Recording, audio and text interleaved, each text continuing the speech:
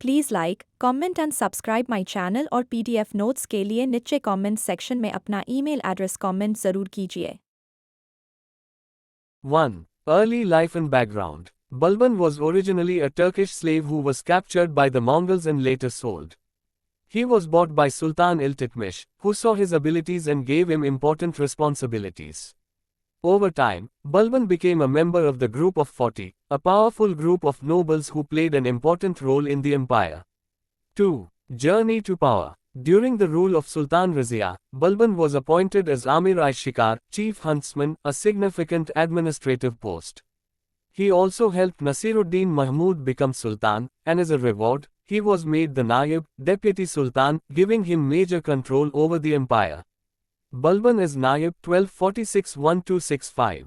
1. Controlling power. Although Nasiruddin Mahmud was officially the Sultan, it was Balban who held most of the power because the Sultan was more focused on religious and personal matters. To make his position stronger, Balban married his daughter to the Sultan, ensuring his influence at court. 2. Strengthening his control. Balban placed his loyal supporters in key administrative and military positions, making sure he had complete control over the empire. When nobles like Imad-ud-Din Rehan tried to challenge him, Balban managed to suppress them. His leadership was crucial in handling both internal rebellions and defending the empire from Mongol invasions. Balban's accession to the throne 1266. 1. Becoming Sultan. After the death of Nasiruddin Mahmud in 1266, Balban became the Sultan and took the title Ghiyasuddin Balban. He declared that his rule was based on the divine right of kings, meaning that his authority came from God and could not be questioned by anyone, including the nobles. 2. Facing challenges. When Balban became Sultan, he had to deal with several challenges, such as internal revolts from the powerful Turkish nobles and the continuous threat of Mongol invasions. The administration was also weak, and the financial condition of the empire needed improvement. Balban's theory of kingship. 1. Divine right of kings. Balban believed that the Sultan was appointed by God and that his authority came directly from God. This meant that no one could challenge his rule, and he was responsible only to God. 2. Claim of royal descent. To strengthen his position, Balban claimed that he was a descendant of the legendary Turkish warrior Afrasiab.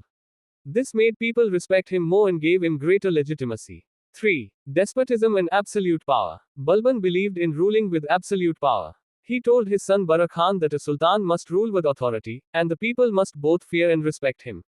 4. Distinction between nobles and commoners. Balban believed that only nobles should hold important positions. He removed many officials who were not from noble families, emphasizing the difference between the nobility and commoners. 5. The role of the Sultan. Balban saw the Sultan as the guardian of the people. He believed that the Sultan was responsible for ensuring justice and using the state's resources for the welfare of the people. Implementing the theory of kingship. 1. Discipline in the court. Balban enforced strict discipline in his court. He believed that the court should always be serious and formal, with no room for jokes or informal conversations. He introduced a specific dress code for the nobles, showing the importance of respect and order in the court. 2. Royal ceremonies. Balban introduced the practice of sijda, where people would bow and touch the ground with their foreheads to show respect to the Sultan. This reinforced the idea that the Sultan had divine authority. 3. Bodyguards and royal presence. Balban was always surrounded by tall and fearsome bodyguards, who carried swords to protect him. Whenever he traveled, these guards marched with him, chanting religious prayers to emphasize his power and authority. 4. Following Persian traditions. Balban was heavily influenced by Persian customs of kingship. He followed many Persian traditions in his court and personal life, believing that they added grandeur to his rule. The policy of blood and iron. 1. Meaning of the policy. Balban's blood and iron policy was about ruling with strictness and using force when necessary. He believed that to keep control, he had to deal harshly with enemies, rebels, and those who threatened the stability of the empire. 2. Using the policy. Balban used this policy against rebellious nobles, like the Corps of 40, who tried to oppose his rule. He dealt with them ruthlessly, ensuring no one could challenge his authority. He also used this policy in dealing with rebels like Taghil Khan in Bengal, executing thousands of his supporters after the rebellion was crushed. Administrative and military reforms. 1. Spy network. To keep an eye on his nobles and officials, Balban set up an extensive spy network. These spies reported directly to the Sultan, allowing him to prevent conspiracies and monitor what was happening in the provinces.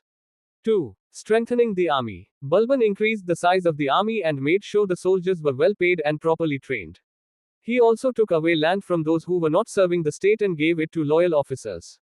3. Suppressing revolts. Balban used his blood and iron policy to crush revolts in regions like Bengal, Awadh, and the Doab. His rule was strict, but he successfully maintained law and order in the empire. Balban's legacy. 1. Raising the prestige of the Sultanate. Through his blood and iron policy, Balban raised the prestige of the Sultanate and ensured that the power of the Sultan was respected. He brought peace to the empire by suppressing internal rebellions and external threats.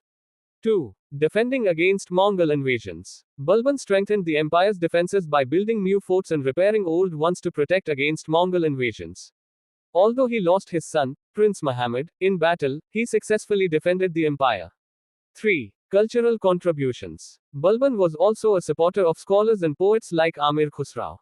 He followed Persian court customs, which were later adopted by future sultans, leaving a lasting impact on the culture of the Delhi Sultanate.